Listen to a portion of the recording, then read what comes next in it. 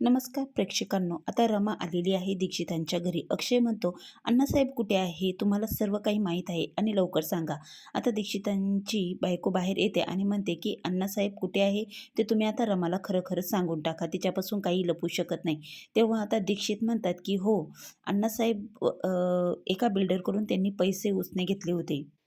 मुंबईचे उद्योगपती ताम्हणकर आणि त्यांच्याकडून पैसे उसने घेतले. तो हाडाचा बिझनेसमॅन आहे आणि तो जर पैसे कुणी त्याचे वेळेवर दिले नाही तर तो त्याला काही सोडत नाही. तेव्हा आता 4 दिवसापासून अण्णासाहेब केस हारले आणि आता ते जेलमध्ये आहे. हे ऐकून रमाला खूप मोठा धक्का बसतो. रमा म्हणते, "जेलमध्ये? आणि असं मला का सांगितलं नाही?" तेव्हा आता दीक्षित म्हणतात की हे सगळे पुरावे त्यांच्या विरोधात आहे आणि त्यांनी फक्त शाळा वाचवली आणि त्यांची सगळी प्रॉपर्टी गेलेली आहे. तेव्हा आता रमा म्हणते, "हे कसं काय? मला अण्णांना आपण भेटूही शकत नाही का?" तेव्हा दीक्षित वकील म्हणतात की सगळे पुरावे अण्णांच्या विरोधात होते.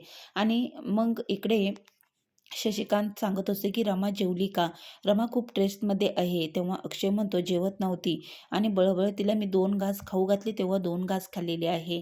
तेव्हा शशिकांत म्हणतो की आता मात्र काहीतरी करायला हवं आणि आता तू जेवलास का? तेव्हा आता शशिकांतने अक्षयसाठी जेवण आणलेलं असतं आणि स्वतःच्या हाताने अक्षयला जेवण भरवतो. तेव्हा अक्षय म्हणतो की "बाबा, मागच्या वेळी मी फक्त तुमचं नाव देखील लावत नव्हतं, सीमा असं नाव लावायचं, अक्षय सीमा मुकादम, पण आता मात्र तसं नाही." तेव्हा शशिकांत म्हणतो, "नाही रे, मी आता बदललो आहे आणि माझी चूक माझ्या लक्षात आली आहे. मी खूप काही चुका केल्या, मुलांपासून लांब राहिलो, खूप काही केलं, पण आता मात्र नाही. आता अण्णांना कसं सोडवायचं हे तुम्ही बघा, आता काहीतरी करायला हवं." तेव्हा अक्षय म्हणतो, "हो ना, खरंच काहीतरी करायला हवं." तेव्हा शशिकांत म्हणतो, "ते करण्यासाठी तुझ्यामध्ये ताकद असायला हवी, त्यासाठी जेवण सोडून चालणार नाही आणि रमाची देखील काळजी घ्यायला हवी." तेव्हा आता शशिकांत म्हणतो की रमाची काळजी घेणं गरजेचं आहे. रमा रमा आता नक्कीच काहीतरी यातून मार्ग काढेल. अण्णांना कसं सोडवायचं याकडे तुम्ही दोघे लक्ष द्या. आता मात्र इथे तारा, मयुरी चाललेली असते. तारा म्हणते, "अगं आई, तू का चालली आहे? मला सोडून जाऊ नको, मीही तुझ्यासोबत येणार आहे." आता इकडे आनंदसुद्धा बॅग भरून निघालेला असतो. तर मयुरी म्हणते, "अगं, मला बिझनेस आहे, मला जावंच लागेल. मला इथे थांबून कसं चालेल? काहीतरी भवितव्याचं आपल्याला बघायला हवं, त्यासाठी मला जायला हवं." तर आजी येते. आजी म्हणते, "वा रे, कुठे तुम्ही दोघे निघाला न सांगता? आणि का रे, तुमची इथे जबाबदारी नाही का? अक्षय आणि रमाने सगळी मुलांची जबाबदारी आत्ता 7 वर्षापर्यंत सांभाळली आहे. तुमची काहीच जबाबदारी नाही. आता अक्षय आणि रमा ते अण्णासाहेबांना शोधायला गेले आहे आणि तुमचं कर्तव्य नाही का? आरोही एकटी आहे, आरोहीला सांभाळायचं." तेव्हा आनंद म्हणतो, "पण मला जावं लागेल, माझा जॉब आहे." तेव्हा आता आई आजी म्हणतात की "अरे, मागच्याही मी जेव्हा होते ना तेव्हा माझ्याकडून खूप काही चुका झाल्यात आणि त्या चुका आत्तापर्यंत मी नाही सांभाळू शकले. जो वेळ आपल्याला मुलांना द्यायला हवा तो आपण देऊ शकत नाही. पण आता मात्र तुम्ही तसं करू नका. तुमच्या मुलांना वेळ द्या, त्यांना गरज आहे." ज्यावेळी मी पण पैसा, बिझनेस यामागे धावत राहिले आणि मुलांकडे दुर्लक्ष झालं. ज्यावेळी आईची गरज मुलांना असते ना त्यावेळेस आपण देऊ शकलो नाही आणि त्याचा पश्चाताप मला आता होत आहे. आणि खरं सांगू का मयुरी, आता तू एक मुलीची आई आहे आणि आई म्हणून तुला त्या मुलीकडे बघायचं आहे. त्या मुलीसाठी आई खूप महत्त्वाची आहे. कारण की एक एक मुलगी जी आईला सांगू शकते ना, ती इतरांना नाहीच सांगू शकत अगं. तेव्हा तुम्ही आता मात्र स्वतःच्या मुलांचा, सगळ्यांचा विचार करा, कुटुंबाचा विचार करा. एकदा नाती लांब गेली ना, तर ती पटकन जोडता येत नाही. पैसा काय रे, आज ना उद्या नक्की येईल. आता मयुरीला तिच्या चुकीची जाणीव झाली. मयुरी म्हणते, "आजी, तू खरं बोलतेस गं. मी असं करायला नको होतं. मी माझा बिझनेस इथेच राहून सांभाळेल आणि तारालाही माझी गरज आहे." आनंद म्हणतो, "हो, मी पण इथेच राहील, वर्क फ्रॉम होम करेल आणि त्यांना सांगेल. पण आता मात्र माझं अक्षयने इतकी जिम्मेदारी घेतली, पण आता आमची जबाबदारी आहे. आम्ही आता आमची जबाबदारी पार पाडू." मयुरी आणि आनंदला त्यांची चूक कळाली. आई आजींच्या सांगण्यावरून ते दोघेही इथेच थांबायला तयार झाले. तेव्हा ते दोघे म्हणतात की आता आरोहीलाही आम्ही खूप प्रेम देऊ आणि आमच्याही मुलांना खूप प्रेम देऊ. आता मात्र आई, आम्ही इथे कुठंच सोडून जाणार नाही, तुला सोडून जाणार नाही. इथेच राहू, आपल्या कुटुंबाची ताकद बनू आणि जे आता आपली नाती जपायची आहे, पाठी तोडायची नाही.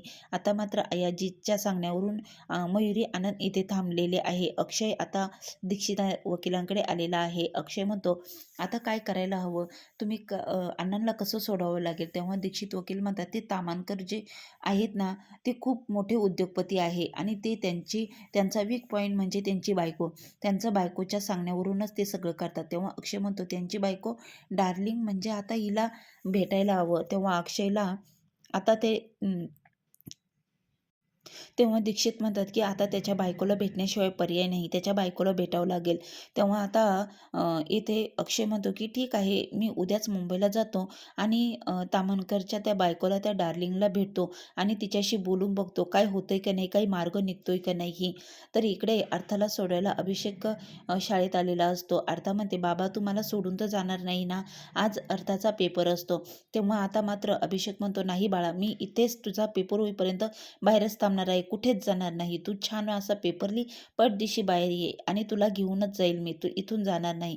तेव्हा अर्थाच्या मॅडम येतात. अर्था मॅडमबरोबर अभिची ओळख करून देते. तेव्हा मॅडम म्हणतात की हो, तुमची मुलगी खूप हुशार आहे आणि तुम्ही पुण्याला जॉबला आहे ना. रमा मॅडम आणि अक्षय यांची खूप चांगली काळजी घेतात. तेव्हा अर्था म्हणते की ठीक आहे, मी जाते आता पेपरला. तेव्हा अभि म्हणतो की रमा मॅडमची केविन कुठे आहे. तेव्हा रमाला भेटायचं असतं. तेव्हा अभिषेक म्हणतो की ठीक आहे, मी जातो, तुम्ही नका मला सोडायला, मी शोधतो. अक्षयला तिथे अभिषेकला कॉल आलेला असतो. आता अभिषेकने जे पैसे उधार घेतलेले असतात त्या माणसांचा कॉल असतो. ते पाचगणित शाळेच्या बाहेर उभे असतात. अभिषेक म्हणतो, मी तुम्हाला आत्ता लगेच भेटायला येतो, तुम्ही असं करू नका, मला वेळ द्या. ते गुंड म्हणतात की नाही, तू आत्ताच्या आत्ता आम्हाला भेट, आम्ही शाळेच्या बाहेर आहे, नाही तर आम्ही खरं काय ते सगळं सांगू. तर अभिषेक म्हणतो, आता मात्र रमाला नंतर भेटूया, आधी यांना भेटूया. आता अभिषेक त्यांना भेटायला आलेला आहे. अभिषेक म्हणतो, हे बघा तुम्ही थांबा जरा, मी तुमचे पैसे वेळेवर चुकते करेल. ही बघा, ही शाळा दिसते नाही, ही माझ्या भाऊजीची आहे, रमा मॅडमची आहे. रमा माझ्या भावाची बायको आहे आणि ती या प्रॉपर्टीची मालकीण आहे. मी तिच्याकडे काही बघतो, माझ्या पैशाचा इंतजाम होतो की नाही, आणि लगेच पैसे भेटले ना, मी तुमचे लगेच फेडील. पण ते माणसं त्याला इतके धमकावत असतात, अभिषेकची गच्ची पकडतात. अभिषेकला म्हणतात, आत्ताच्या आत्ता आमचे पैसे टाक. आणि मग हे सगळा प्रकार तिथे चालू असतो. तितक्यात आता अक्षयने हे सगळं बघितलेलं असतं. अक्षय म्हणतो की अभिषेक काय चालू आहे हे. तेव्हा मात्र अक्षय अण्णासाहेब जेलमध्ये असल्याचं सांगतात. त्यांची सर्व प्रॉपर्टी गेल्याचं अभिला कळतं. अभिला वाटतं की आता मला कोणी साथ देईल का, रमा मला साथ देईल का. अभि आता पूर्ण कोलमडून गेलेला असतो. अभि चाललेला असतो. आजी म्हणते पुढील भागामध्ये, अरे अभि, अर्थाला तरी सांगून जा, एक तू लगेच निघाला का. तर अभि म्हणतो, अर्थाच्या लग्नाची काळजी आहे, तिच्या लग्नासाठी पैसे जमवायचे आहे.